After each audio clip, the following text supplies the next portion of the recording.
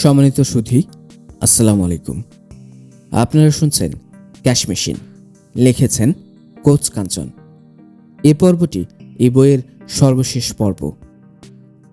নষ্ট calculator, the hidden struggle. বই জুড়ে টাকা পয়সার হিসাব তো অনেক কষলাম, এবার একটু জীবনের হিসাব নিকাশ নিয়ে বসি। চলুন, জীবনের হিসাব যে করব, ক্যালকুলেটর পাবো কই?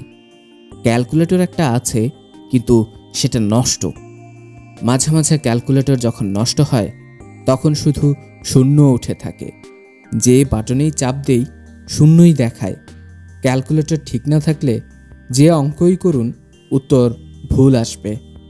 জীবনের ক্যালকুলেটর হচ্ছে সেলফ টক, ব্রেনের প্রোগ্রামিং ল্যাঙ্গুয়েজ।